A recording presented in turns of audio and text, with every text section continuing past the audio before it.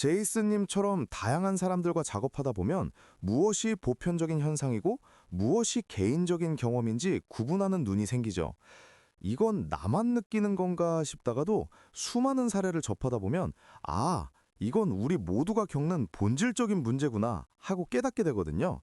이 책 포커의 즐거움에 담긴 내용들은 그런 보편적인 아이디어들을 아주 잘 정제해 두었다고 생각합니다.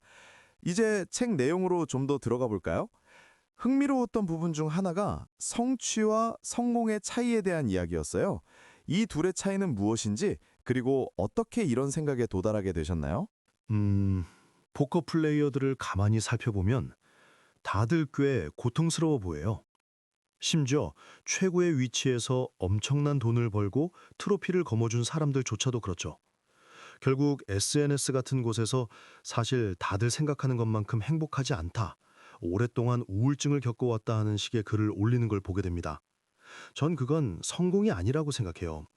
돈이나 트로피를 얻기 위해 자신의 정신적, 정서적, 신체적 안녕과 행복을 희생한다면 설령 그것이 나쁘다는 뜻은 아니더라도 진정한 성공이라기보다는 일종의 거래나 교환에 가깝죠. 제가 생각하는 진정한 성공은 성취를 이뤄내면서도 그것을 지속할 수 있고 무엇보다 그 과정을 즐길 수 있는 상태예요. 이건 훨씬 높은 기준이죠. 포커계뿐만 아니라 세상 어딜 봐도 높은 수준의 성취를 내면서 번아웃되지 않고 의심이나 불안 혹은 자기 혐오를 동력으로 삼지 않으면서 계속 나아가는 사람은 정말 드뭅니다. 다들 무언가와 성과를 맞바꾸고 있죠. 전 이제 더 이상 그럴 필요가 없다고 생각했고 사람들이 기쁘게 받아들일 수 있는 대안을 제시하고 싶었습니다. 사실 이 책의 해당 챕터를 시작하면서 마이클 조던의 아주 훌륭한 사례를 들었잖아요. 저는 처음에 이 이야기를 어디로 끌고 가려는 건지 정말 궁금했어요. 조던의 사례를 듣다 보니 제 본능적인 느낌은 이건 성공을 즐기는 사람의 좋은 예시가 아닌 것 같은데 싶었거든요. 그런데 알고 보니 제이슨 님이 하려던 이야기가 바로 그거였더라고요. 마이클 조던은 명예의 전당 입성식에서조차 자신의 성취욕, 그러니까 제이슨 님이 말하는 성취를 향한 동력이 사실은 타인이 틀렸음을 증명하는 데서 왔다고 말하죠. 누군가 자기를 최고가 아니라고 생각하면 그걸 되받아쳐 주는 건 말이에요. 심지어 그런 대상이 없을 때는 스스로 이야기를 지어내기까지 했잖아요. 누군가 자신에게 도전했다거나 모욕했다는 식으로요. 유명한 일화가 있죠. 경기 중에 누군가 자기한테 전반전 잘했네 혹은 좋은 경기였어 라고 비꼬았다는 이야기를 지어냈는데 알고 보니 실제로 그런 일은 없었다면서요. 여기서 성취와 성공을 구분하는 지점이 정말 중요하다고 봐요. 성공은 좀 더 즐길 수 있고 지속 가능한 것이죠. 무엇이 우리를 움직이게 만드는지, 즉, 그 동력이 무엇인지 구분해서 설명한 게 정말 유용하다고 생각합니다. 사람들은 보통 이렇게 비교하곤 하죠. 기분 좋게 만드는 성취를 원하는가? 아니면 끊임없이 성취만을 쫓고 싶은가? 그러면 당연히 다들 성취를 통해 기분이 좋아지고 내가 원하는 만큼 오랫동안 그 일을 하고 싶다고 답할 거예요. 만족스러울 때 기분 좋게 그만둘 수 있는 상태 말이죠. 자, 책의 내용을 어디까지 깊게 다룰지는 모르겠지만 제이슨 님이 언급한 그 7가지 나쁜 동력들에 대해 좀 더 듣고 싶네요. 이 7가지 나쁜 동력에 대해 이야기해보자면요. 자신을 움직이는 동료가 무엇이냐에 따라 당신이 그 일을 단순히 성취를 위해 하는지 아니면 진정한 성공을 위해 하는지가 결정돼요. 그리고 이 7가지 나쁜 동력에는 아주 핵심적인 공통점이 하나 있는데 바로 항상 문제와 함께 온다는 거예요. 즉, 동력 부여를 얻기 위해서는 반드시 문제가 있어야만 한다는 거죠. 가장 좋은 예시를 들어볼게요. 어떤 사람이 5-10 놀이밋 게임을 한다고 쳐보죠. 한 30명 정도 되는 그룹 안에서 플레이하는데 이런 말을 하는 거예요. 난 이 그룹에서 최고가 되고 싶어. 윈레이트도 가장 높고 싶고 모두를 압도하고 싶어. 이게 그 사람을 움직이는 힘이에요. 매일 아침 눈을 뜰 때마다 나보다 더 많이 따고 있는 사람들을 보면 배가 아프고 자극을 받죠. 그래서 솔버를 돌리고 핸드들을 고민하고 기록하고 코치와 상담도 해요. 남들보다 뒤처지는 걸 견딜 수 없어서 남들보다 한 발 더 뛰는 거예요. 그들보다 위에 있고 싶다는 욕구가 정말 강하니까요. 좋아요. 멋지죠? 대부분의 사람들이 이런 방식으로 일을 처리하니까요. 그렇게 미친 듯이 노력하고 또 노력합니다. 그런 동력으로 자신을 채우면서요. 그러다 마침내 어느 날 그 자리에 올라갑니다. 좋아, 내가 1등이야. 그런데 다음 날 아침 일어났더니 이제 뭘 해야 할지 모르겠네라는 생각이 드는 거예요. 그때부터 갑자기 자기 파괴가 시작됩니다. 어라? 나 왜 이렇게 게으르지? 갑자기 의욕이 하나도 안 생기네? 그러면 사람들은 스스로를 의심하기 시작해요. 내가 정말 포커를 치고 싶은 게 맞나? 이게 다 헛수고였나? 하지만 진실은 그 어느 것도 아니에요. 진짜 이유는 단지 동력이 다 떨어졌을 뿐입니다. 당신의 동료는 난 최고가 아니야. 그러니까 최고가 되고 싶어 였잖아요.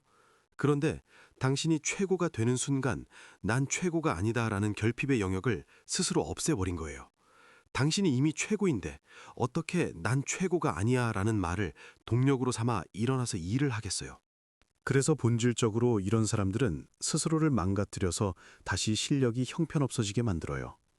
공부를 멈추거나 아니면 누군가 자기보다 다시 잘하게 될 때까지 아예 게임을 안 해버리기도 하죠. 그러다 누군가 자기보다 잘하게 되면 자, 이제 다시 할 이유가 생겼어 하고 또 한 바퀴를 도는 거예요. 하지만 여기엔 함정이 있어요. 정작 정상에 있는 순간을 단 한 번도 즐기지 못한다는 거죠. 정상에 서는 순간 비참해지고 삶의 목적이 사라지니까요. 우리 모두에겐 목적이 필요하잖아요. 그런데 이런 방식은 역설적으로 자기가 원하는 모습이 되지 못한 상태를 스스로 필요로 하게 만들어요. 정말 끔찍한 일이죠. 보통 사람들이 자기 파괴라고 하면 그게 무슨 대단한 의도를 가지고 주체적으로 하는 행동처럼 생각하잖아요. 난 왜 자꾸 나를 망칠까 하면서요. 하지만 사실 그건 그냥 자연스러운 반응일 뿐이에요. 습관적으로 스스로를 훈련해온 방식대로 행동하는 것 뿐이죠. 자기 파괴라는 건 우리가 나중에 갖다 붙인 이름일 뿐이고요. 방금 말씀하신 것처럼 어떤 대상이 동력이 되었고 그게 충족되고 나면 더 이상 자신을 밀어붙일 동력이 남지 않는 거예요. 우리가 무슨 순수한 의지만으로 움직이는 존재도 아니고 우리 역시 어떤 법칙을 따르기 마련이니까요. 일단 무언가를 해야 할 동력이 사라지면 그걸로 끝인 거죠. 이 나쁜 동력들에 관한 내용을 읽으면서 제가 발견한 공통점이 하나 있는데 제이슨님 생각은 어떤지 궁금해요. 그 동력들이 전부 외부에서 보이는 것에만 치중되어 있다는 점이에요. 진정으로 나 자신을 위해서 하는 건 하나도 없더라고요. 이건 성취와 성공의 차이를 분석할 때도 드러납니다. 성취는 남들에게 내세울 수 있는 것, 즉 내 가치와 자존감을 타인에게 전달하기 위한 구체적인 결과물이에요. 나 이거 해냈어 라고 말할 수 있는 것처럼요. 반면에 성공은 남들은 이해하지도 보지도 공감하지도 못하는 지극히 주관적인 내부의 척도에 가까워요. 나만이 느끼는 여러 가지 요소들이 나를 성공했다고 느끼게 해줄 수 있고 그 내면의 감정을 무언가를 해낸 것에 대한 보상으로 삼는다면 그건 정말 가치 있는 일이 되겠죠. 하지만 만약 당신이 끊임없이 외부의 무언가를 가리키려 한다면 그건 나 자신에 대한 타인의 합의에 의존하고 있기 때문이에요. 내가 대단하다는 걸 모두가 동의해 주길 바라는 거죠. 그러려면 증거가 필요하고요. 이런 합의 기반의 방식으로 접근하면 결국 내 밖에서만 답을 찾으려고 하게 돼요. 문제는 그게 불가능하다는 거예요. 모든 성취는 지나가면 결국 기억이 될 뿐인데 정작 당신은 남들을 위해 혹은 외부의 증거를 통해 타인에게 내가 어떤 사람이다라는 걸 납득시키려고 일을 하고 있는 셈이니까요. 하지만 정작 내면에서는 전혀 그렇게 느끼지 못하니 결국 아무리 해도 결코 충분하지 않은 거죠. 이 부분에 대해서는 어떻게 생각하시나요? 맞아요. 그 나쁜 동력들의 공통점은 결국 무엇을 하든 결코 충분하다고 느껴지지 않는다는 거예요. 그러면 대체 무슨 의미가 있나 싶죠? 하지만 오해하면 안 되는 게 우리가 무언가를 성취하고 싶어 하는 동기 자체가 나쁜 건 아니에요. 전혀 그렇지 않죠. 성취가 나쁘다는 게 아니라 목표를 갖고 그걸 쫓는 건 좋은 일이에요. 다만 문제는 목표를 이룰 때마다 그 기분이 내가 생각했던 것과 다르다면 그게 다 무슨 소용인가 하는 거예요. 불행하게 지내는 포커 플레이어들이 정말 많은데 안타깝지만 그게 현실이죠. 그들에게 과거로 돌아가서 이렇게 말한다고 해볼게요. 이봐, 지금 게임을 즐기고 있는 건 알겠는데 본격적으로 이 길을 걷기 전에 알려줄 게 있어. 넌 네가 생각하는 것보다 훨씬 더 큰 성과를 낼 거야. 네 예상을 뛰어넘을 거고 지금은 가능하다고 믿지도 않는 그것만 얻으면 정말 행복해질 거라고 말하는 그 모든 것들을 실제로 다 갖게 될 거야. 그런데 그 이면에는 이런 사실이 있어요. 네가 기대했던 감정들은 하나도 느끼지 못할 거야. 행복, 만족, 성취감, 평온함 이런 건 하나도 얻지 못해. 대신 끊임없는 불안과 의심, 공포, 중압감 그리고 고통만 남겠지. 그러면서도 그 피나는 노력은 계속해야 해. 자, 어때요? 누가 이런 길을 가겠다고 나서겠어요? 그 시작점에서 그래, 한번 해보자, 같이 하자 라고 선뜻 동참할 사람이 누가 있겠냐는 거죠. 여기서 제가 좀 덧붙이자면요.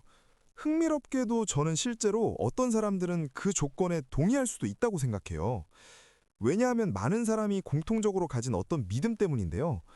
행복에 관해 이야기를 나누다 보면 가끔은 사람들이 자기가 정말로 원하는 게 행복이라는 사실조차 깨닫게 만드는 게 어려울 때가 있거든요. 사람들이 특정 목표를 성취하기만 하면 모두가 자신을 사랑해 줄 거라는 생각에 너무나 깊게 매몰되어 있기 때문이죠. 무언가를 달성하면 결과적으로 모두가 사랑하고 존경하는 그런 품격 있는 사람이 될 거라고 굳게 믿는 거예요. 스스로는 그런 믿음을 갖고 있다는 사실조차 인지하지 못할 수도 있지만 그게 워낙 뿌리 깊게 박혀 있어요. 그래서 이런 것들을 성취하고도 행복하지 않을 수 있다고 말하면 어떤 이들은 직접 겪어보기 전까지는 그게 아예 불가능한 일이라고 생각하는 것 같아요. 제가 말도 안 되는 가상의 세계를 지어내고 있다고 확신하면서요. 내가 이것들을 손에 넣기만 하면 당연히 행복해질 텐데 라고 굳게 믿는 거죠. 그러니까 제 말은 그 전제 자체를 안 믿는다면 당연히 그 길을 가겠다고 나서겠죠. 하지만 만약 제가 신이라서 자, 앞으로 네 인생은 이렇게 흘러갈 거야 라고 확실히 보여준다면요. 아무도 그 고통스러운 길을 선택하지 않을 거예요. 안 그래요? 다만 사람들이 성취를 하려면 이 방법밖에는 없다고 믿는다면 얘기가 달라지죠. 대다수가 바로 이 지점에 갇혀 있어요. 원하는 걸 얻기 위해 이런 괴롭고 비참한 방식을 스스로 선택한 게 아니라는 거예요. 이건 그냥 거쳐야만 하는 통과위례고 다른 길은 없다고 생각하는 거죠. 이 길을 가지 않는 유일한 대안은 그냥 소파에 처박혀서 온종일 감자칩이나 까먹는 백수가 되는 것뿐이라고 믿으니까요. 그리고 지금까지 포커계에서는 다른 분야는 어떨지 몰라도 제가 아는 한 이 방식에 대한 대안을 제시해 준 사람이 아무도 없었어요. 무언가를 원한다면 무조건 빡세게 하고 고통받고 온갖 끔찍한 기분을 견디며 비참해져야 한다고들 하잖아요. 희생은 당연한 거고 뭐 이런 얘기들요. 우리 사례는 이런 걸 미화하는 걸 참 좋아해요. 내가 얼마나 개고생해서 여기까지 왔는지 봐 하는 식으로 말이에요. 맞아요. 사실 모든 종류의 거짓말에는 일종의 일말의 진실이 담겨 있고 바로 그 점 때문에 거짓말이 먹히는 거라고 봐요. 여기서 제가 청취자분들의 입장을 대변해 보자면요. 희생할 필요가 없다는 말이 자칫 달콤한 유혹처럼 들릴 수 있거든요. 왜냐하면 사실 무언가를 얻으려면 희생은 반드시 필요하니까요. 하지만 핵심은 그 희생이 누군가에 의해 강요될 필요는 없다는 거예요. 수동적으로 끌려가거나 내 의도와 상관없이 벌어지는 일이 아니어도 된다는 거죠. 오히려 그 희생이 보람차게 느껴질 수도 있어요. 내가 원해서 하는 희생이 될 수 있다는 건데 이걸 희생이라고 불러야 할지는 논란이 있겠지만요.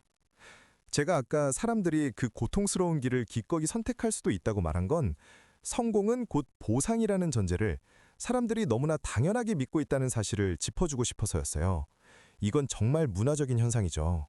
제이슨님 말대로 비참하게 그라인딩하며 고생해야 한다는 건 일종의 문화적인 관념일 뿐이에요. 물론 어느 정도는 맞는 말이기도 하죠. 무언가를 이루려면 당연히 힘든 과정을 거쳐야 하니까요. 그게 틀렸다고 말하는 사람은 아무도 없어요. 당신이 말하는 방식 안에서도 분명 힘든 감정들은 올라오기 마련이니까요. 하지만 힘들다고요? 만약 그렇다 칩시다. 그게 정말 그렇게 힘든 걸까요? 보세요. 바로 거기서부터 실력이 발휘되는 겁니다. 우리가 피하고 있는 건 사실 힘든 감정 그 자체일 뿐이거든요. 그런데 만약 그런 감정들을 마주하는 법을 터득해서 그게 더 이상 세상이 무너질 것 같은 일이 아니게 된다면 어떨까요? 그렇게 되면 정말 아무것도 두려울 게 없죠. 맞아요. 전적으로 동감해요. 바로 그 지점에서 우리가 무언가 어렵다고 말할 때 그게 꼭 나쁘다거나 부정적인 경험을 뜻하는 건 아니라는 걸 알 수 있죠. 그런데 참 아이러니하게도 사람들은 어려운 것과 부정적인 것을 하나로 묶어버리곤 해요. 전혀 그럴 필요가 없는데도 온갖 부정적인 감정을 스스로 다 떠안아 버리는 거죠. 그러고는 그래, 이게 그냥 인생이지 뭐 라고 생각하며 받아들여요. 정말 비극적인 일이에요. 다른 대안이 없으니까 사람들은 그 고통을 자기 가치와 존재감을 증명하는 수단으로 써버리는 거예요. 그래서 이제는 그 고통을 무슨 훈장처럼 떠받들게 되죠. 난 이만큼이나 고생했어. 아니야, 내가 겪은 것 좀 봐. 내가 훨씬 더 힘들었어. 라면서 말이에요. 다들 누가 더 비참한지 경쟁이라도 하는 것 같은데 정말 말도 안 되는 일이죠. 정말 그렇습니다. 그렇게 서로 누가 더 힘든지 비교하는 것 자체가 사람들이 자신의 고통을 제대로 들여다보지 못하고 있고 또 그 고통을 충분히 인정받지 못하고 있다는 증거이기도 하거든요. 속으로는 당신은 내가 어떤 일을 겪었는지 절대 몰라 라고 외치고 있는 셈이죠. 하지만 정작 본인조차 자기가 겪은 일을 온전히 이해하지 못하기 때문에 그렇게 느끼는 거예요. 재밌는 건 제이슨님이 설명한 더러운 동력과 그런 성취 방식에 대해 오디오북으로 들으면서 운동을 하고 있었는데 문득 이런 생각이 들더라고요. 이건 그냥 중독에 대한 이야기잖아 라고요. 삶을 망가뜨리면서도 차마 그만두지 못하고 계속 희생하는 과정 말이에요. 그리고 막상 원하는 걸 성취하거나 중독의 결과물을 손에 넣었을 때가 그 과정 중에서 가장 보람이 없는 순간이 되죠. 그게 깍 중독의 모습이거든요. 예전에 중독을 겪었던 분들과 대화해보면 그분들은 물질 그 자체보다는 그걸 쫓는 과정에 중독된 경우가 많았어요. 제이슨님의 설명을 들으면서 아, 이건 정말 중독이랑 똑같구나 싶었습니다. 맞아요. 무언가를 하는 동안 즐거움을 느끼지 못한다면 결국 그걸 손에 넣었을 때도 행복할 수 없어요. 목표를 향해 가는 방식이 곧 그 자리에 도달했을 때의 모습이 되거든요. 전 세계의 수많은 억만장자가 왜 그렇게 비참하게 사는지 생각해 보세요. 돈을 가졌다고 해서 그들의 내면이 변하는 건 아니니까요. 얼마나 더 많은 사례를 봐야 우리가 깨달을 수 있을까요? 이제는 정말 다른 방식이 필요합니다. 그 방식이 무엇인가요? 책에서 언급하신 깨끗한 동력에 대해 더 알고 싶네요. 이 나쁜 동력들에 대해 생각해 보면요. 항상 벼랑 끝에 몰려 있어야 일을 제일 잘한다거나 마이클 조던처럼 남들이 나를 의심할 때 진짜 실력이 나온다는 분들이 있죠. 나보다 잘하는 사람을 보면 반드시 넘어서겠다고 자극을 받는 식인데 물론 이게 동력은 돼요. 문제는 이런 연료들은 쓰면 쓸수록 사람을 번아웃시키고 전체적인 기분을 나쁘게 만들며 매 주기마다 스트레스를 가중시킨다는 거예요. 물론 효과는 있죠. 원하는 결과물을 갖다 주니까 사람들이 자꾸 이 연료를 찾는 거예요. 하지만 쓸수록 스스로를 갉아먹게 됩니다. 반면 깨끗한 동력은 지속 가능해요. 아무리 있어도 지치지 않죠. 자신감, 창의성, 내가 하는 일에 대한 순수한 열정, 호기심, 영감을 받는 느낌 같은 것들이요. 이런 상태에서는 온종일 매일이라도 즐겁게 일할 수 있어요. 결국 어떻게 이런 감정들에 접속하느냐가 관건입니다. 오랫동안 포커를 치면서 포커는 정말 최악이야 라고 말하는 불행한 플레이어들을 처음 시작할 때로 데려가 보죠. 그때 그들이 느꼈던 건 가짜가 아닌 순수한 호기심, 게임에 대한 설렘, 열정, 그리고 자신감이었어요. 매 순간 감정을 온전히 느꼈기 때문에 승리했을 때는 진심으로 즐거울 수 있었죠. 패배했을 때는 몹시 아팠겠지만 그 아픔을 온전히 느꼈기에 무엇을 배워야 할지 깨닫고 계속 나아갈 수 있었던 거예요. 그런데 포커계에 오래 머물수록 주변 문화는 우리에게 어떤 감정도 드러내지 말고 억눌러라 라고 강요하기 시작해요. 결과에 연연하지 마라 같은 말들 말이죠. 누군가 당신을 봤을 때 따고 있는지 잃고 있는지 알 수 없어야 한다는 건데 저는 도대체 왜 그래야 하나 싶어요. 그게 당신에게 무슨 도움이 되나요? 감정을 억누르기 시작하면 당신은 더 이상 감정적 경험을 온전히 수용하지 못하는 상태가 돼요. 대신 자신을 통제해서 패배의 고통을 느끼지 않으려고 수단과 방법을 가리지 않게 되죠. 그러면 핸드 안에서의 결정은 물론이고 언제 어디서 얼마나 플레이할지 같은 모든 결정이 고통을 피하기 위한 것으로 변질됩니다. 그렇게 살면 포커는 정말 최고야, 빨리 플레이하러 가고 싶어 같은 깨끗한 동력에는 절대 접속할 수 없어요. 졌지만 정말 멋진 승도였어, 이제 뭘 보완하면 될까 같은 긍정적인 마음가짐도 가질 수 없죠. 결국 처음에 그 마음으로 돌아가야만 합니다. 모든 포커 플레이어는 그 마음으로 시작했기에 게임과 사랑에 빠졌고 프로가 된 거니까요. 그 축제 같은 관계를 지켜내야 해요. 어떤 일이 일어나든 온전히 받아들이고 상처를 치유할 수 있는 방법을 찾아야지 도망쳐서는 안 됩니다. 고통에서 도망칠수록 우리는 나쁜 동력에 더 의존하게 돼요. 고통을 온전히 느끼고 처리할 방법이 없다면 결국 나쁜 동기를 쓰거나 아니면 아예 아무것도 안 하게 될 텐데 아무것도 안 하는 걸 선택할 사람은 없으니까요. 제이슨님이 자신감 같은 깨끗한 동력에 대해 말할 때 저도 딱 그 생각을 하고 있었어요. 사람들이 도망치고 있는 가장 큰 장벽 하나라고 꼽으라면 아까 제가 나쁜 동기에 대해 말했던 것과도 연결되는데 결국 타인의 시선인 것 같아요. 남들이 나를 어떻게 생각하든 그걸 견뎌낼 준비가 되어 있어야 해요. 사람들이 내가 미친 짓을 한다고 생각할 수도 있다는 걸 받아들여야 하죠. 예를 들어 라이브 게임에서 마라톤 세션을 하는 아주 단순한 상황을 가정해 볼게요. 몸은 피곤하지만 테이블에 돈을 막 뿌리는 고래가 있어서 난 절대 안 일어나 라고 결정하는 경우가 있죠. 이때 그 결정이 스스로 납득이 되고 기분이 좋다면 그건 나 자신과 온전히 정렬된 결정이에요. 하지만 반대로 떠나기를 거부하는 경우도 있죠. 내가 지금 지고 있는 상태에서 일어나면 남들이 나를 어떻게 볼까 하는 두려움 때문에 남는 거예요. 이건 타인의 시선에 의한 두려움이 동기가 된 거죠. 때로는 당신이 마라톤 세션을 하는 걸 보고 남들이 도대체 왜 저래? 미친 거 아냐? 라고 생각할 수도 있어요. 사람들은 당신을 마라톤 세션을 하다가 돈을 다 날려버린 다른 사람들과 똑같이 취급할지도 모르죠.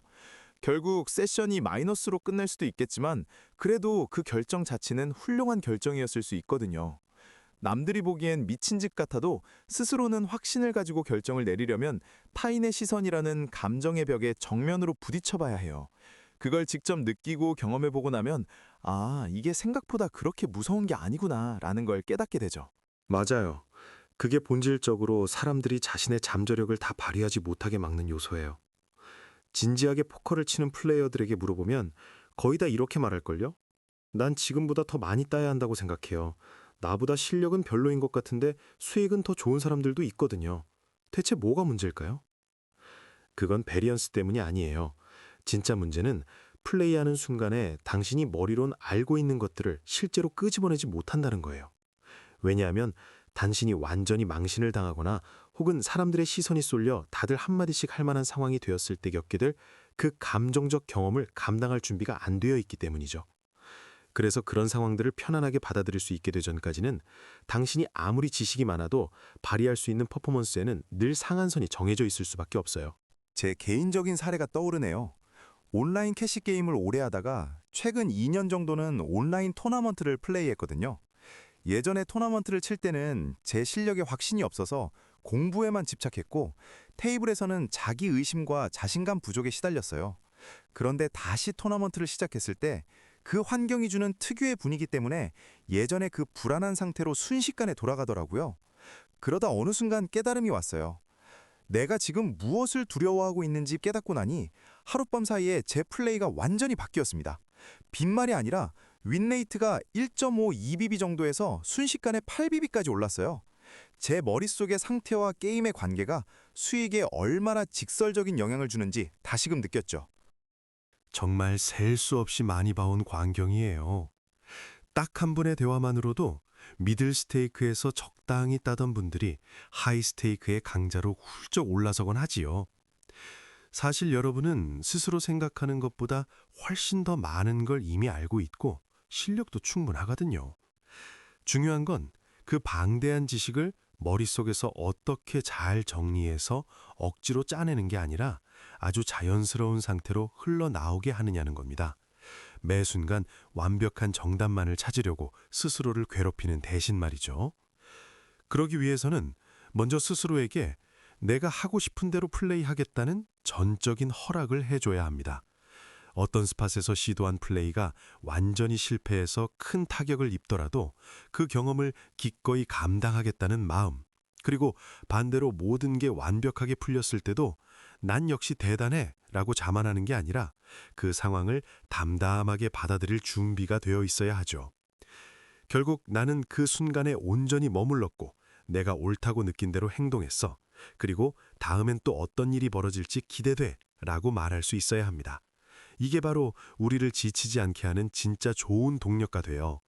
나중에 다시 복귀해봐도 난 다르게 하지 않았을 거야. 이게 내가 정말 원했던 플레이고 바로 내가 추구하는 포커니까 라고 확신할 수 있는 그런 상태가 되는 거죠. 자신감을 정의하는 데는 두 가지 방식이 있다고 봅니다. 하나는 나는 지금 옳은 결정을 내리고 있어 라고 믿는 식이죠. 이게 최선의 수라는 걸 확신해 라고 생각하는 건데 사실 이건 정말 부서지기 쉬운 자신감이에요. 왜냐하면 내가 틀렸다는 증거가 조금이라도 나타나는 순간 나는 정답을 아는 사람이라는 정체성 자체가 의문에 붙여지기 때문이죠. 이런 식의 자신감은 내가 스스로 잘하고 있다고 느껴질 때만 유지되는 아주 위태로운 것입니다. 하지만 제이슨님이 책에서 아주 잘 짚어주신 신뢰의 관점에서 보면 이야기가 전혀 달라집니다. 신뢰한다는 것이 무엇인지 그 의미를 안다면 말이죠. 사실 우리가 내린 결정이 정말 좋은 결정인지 아닌지 도저히 알 수 없는 순간들은 분명히 존재합니다. 바로 그 모른다는 사실을 받아들일 때 비로소 신뢰가 필요해지는 거고요. 결과와 상관없이 내가 이 상황과 여기서 느껴지는 감정들을 충분히 감당할 수 있다는 걸 알게 되면 그때부턴 그 누구도 흔들 수 없는 자신감이 생깁니다. 이제 와서 어떤 일이 일어난들 내 자신감을 꺾을 수 있겠어요? 그냥 다 괜찮아지는 거예요. 결과가 어떻든 사실 별로 상관없어지는 거죠. 포커 인생 최악의 하루를 보낸다 해도 그냥 훌훌 털고 일어나서 처음 시작할 때처럼 여전히 의욕 넘치고 즐거운 마음으로 다음 게임에 임할 수 있게 되는 겁니다. 그게 바로 우리 모두가 처음 이 게임에 발을 들였을 때 가졌던 본연의 모습이죠. 사실 이건 우리가 새로 배워야 할 게 아니에요. 우린 이미 그렇게 해왔거든요. 이건 새로 습득해야 할 기술이 아니라 게임과 맺었던 그 순수하고 즐거웠던 관계 위에 덧칠해진 온갖 쓰레기 같은 생각들을 비워내는 과정입니다. 수많은 코치나 프로들이 주입한 고정관념들이 사실은 우리에게 큰 해가 된 셈이죠. 심지어 최고의 프로들조차 그런 말들로 사람들을 현혹하며 해를 끼치고 나니까요. 이제 그런 것들을 다 걷어내고 처음 시작했을 때 그 마음가짐으로 돌아가 보세요. 거기에 그동안 쌓아온 방대한 지식을 더하기만 하면 됩니다. 그러면 앞으로는 정말 즐거운 일들만 가득할 거예요. 책에서 작은 것들을 축하하라고 하셨는데 그게 왜 그렇게 중요한가요? 그건 우리가 하는 일들을 그게 큰 일이든 작은 일이든 스스로 인정해주지 않을 때 작동하는 방식 때문이에요. 사실 그런 크고 작음의 정의는 그 사람의 감정 상태에 따라 완전히 주관적인 거예요. 어떤 플레이어는 100만 달러를 따고도 축하할 일이 아니라고 생각할 수 있는 것처럼요. 하지만 중요한 건 인정은 진실에 기반한다는 점입니다. 어떤 일이 실제로 일어났다면 그건 사실이고 거기에는 반드시 감정적인 경험이 뒤따르기 마련이죠. 만약 이걸 인정하지 않는다면 그 감정적 경험을 온전히 하고 있지 않다는 뜻이 돼요. 그렇게 되면 내면에 마음의 짐이 쌓이게 됩니다. 결국 현재에 머무는 것을 방해하고 앞으로 나아가거나 좋은 퍼포먼스를 내는 걸 훨씬 더 어렵게 만들죠. 자기가 한 일을 있는 그대로 인정하는 것은 그 감정적 경험을 해소하고 깨끗한 동력이 들어올 길을 열어주는 겁니다. 진실은 늘 감정과 함께 와요. 그저 그 감정 속으로 들어가기만 하면 되는데 사람들은 이걸 안 하려고 정말 처절하게 애를 쓰죠. 그게 바로 중독의 본질이기도 하고요. 사람들은 무엇이 진실인지 예컨대 결과지향적인 태도나 좋은 핸드로 셔브를 한 상황 같은 것에 대해 이야기하느라 정말 많은 시간을 쓰잖아요. 다들 명확함과 확실함 속에서 안도감을 찾으려 하는 것 같아요. 하지만 우리가 정말 확신할 수 있는 건 오직 지금 일어나고 있는 일 뿐이죠. 명상을 해보면 아주 명확해지는데 제가 즐겨 추천하는 유용한 표현인 나는 지금 이러이러한 생각을 하고 있다처럼 내가 그런 생각을 하고 있다는 사실 자체는 인지할 수 있죠. 하지만 실제 현실이 어떤지 혹은 자신의 직접적인 경험이 무엇인지에 대해서는 그저 그 경험 자체를 가질 뿐이에요. 저 또한 명확함과 지식 그리고 안정감 속에서 위안을 찾는 편이라 이런 점이 제게는 일종의 버팀목이자 제 내면의 여정을 이끄는 동력이 되기도 했습니다. 하지만 지금 이 순간 무슨 일이 일어나는가를 아는 능력만큼 안정적인 건 없더라고요. 그게 우리가 진정으로 알 수 있는 전부니까요. 사람들은 무엇이 진실인지에 대해 떠들며 온갖 개념과 아이디어들을 쏟아내지만 사실 그런 것들은 실제 우리가 알 수 있는 진실과는 거리가 멀죠. 말씀하신 것처럼 어떤 작은 일이 일어났을 때 진짜 진실한 것은 그 일과 맺고 있는 여러분의 경험이에요. 그 일에 대해 자부심을 느끼는지 아닌지 같은 것들 말이죠. 마찬가지로 지금 이 순간을 포착하는 능력이야말로 가장 좋은 리딩과 통찰을 얻는 원천이 됩니다. 지금 진짜 무슨 일이 일어나고 있는가를 묻는 거죠. 우리의 신경계와 몸은 지금 무슨 일이 일어나는지 파악하는데 아주 능숙하지만 마음은 온갖 딴 생각을 하느라 바쁘죠. 예전 선생님께서 마음은 마치 공원에 풀어놓은 강아지 같다고 말씀하시곤 했어요. 주인보다 앞서 달려갔다가 다시 뒤처졌다가 하며 마음에게 현재라는 순간은 그저 쓰고 버리는 일회용 같은 거예요. 전혀 중요하게 여기지 않죠. 하지만 우리가 정말 알 수 있는 건 지금 이 순간뿐이고 그것이 우리 지식의 한계라는 사실은 참으로 깊이 생각해 볼 만한 주제입니다. 조금 불편한 진실일 수도 있지만 그 사실을 받아들이고 우리가 알고 있는 것을 온전히 경험하는 것 외엔 다른 방법이 없으니까요. 그저 생각과 감정이 일어나는 것, 그게 우리 내면에서 일어나는 전부예요. 만약 그것들을 인정하고 일어나는 모든 일을 있는 그대로 허용하는 데 숙달된다면 어떻게 될까요? 놀랍게도 그 순간 갑자기 통찰력이 생기고 직관이 살아납니다. 아이디어들이 스스로 찾아오게 되는 거죠. 하지만 사람들은 다 반대로 하고 있어요. 완벽한 플레이를 찾아내려고 애를 쓰고 어떤 행동으로 무엇을 해야 할지 계산하느라 바쁘죠. 그런 쫓아가는 것에만 몰두하다 보면 정작 자신이 지금 하고 있는 경험을 온전히 내버려 두지 못하게 됩니다. 그러니 진짜 좋은 통찰이 들어올 공간이 생기지 않는 거예요. 여러분이 살면서 하게 될 최고의 플레이들은 항상 이게 통할 것 같은데 이게 좋을 것 같아 라는 생각이 문득 떠오르는 것들입니다. 좋아, 체크리스트를 다 확인했으니 이제 이 멋진 플레이를 해야지 같은 식은 절대 아니에요. 대신 지금 이런 경험을 하고 있는데 세상에 2주 전에 저 사람이 저 핸드로 이렇게 배팅했었지. 그런데 지금은 좀 다르네? 이렇게 해봐야겠다 하는 식으로 아이디어가 떠오르는 거죠. 좋은 아이디어가 오도록 내버려 둬야 합니다. 인생의 멋진 아이디어들이 대개 우리가 무언가를 찾아 헤맬 때가 아니라 현존하며 이완된 상태에 있을 때 찾아오는 것과 같아요. 샤워를 하거나 막 잠에서 깼을 때처럼 말이죠. 그럴 때 내가 뭘 원했는지 정확히 알겠어 하는 순간이 오잖아요. 펜과 종이를 들고 앉아서 자, 이제 이걸 해결해 보겠어 라고 마음먹는다고 해서 해결되는 게 아닙니다. 그런 식으로는 결코 답을 찾을 수 없어요.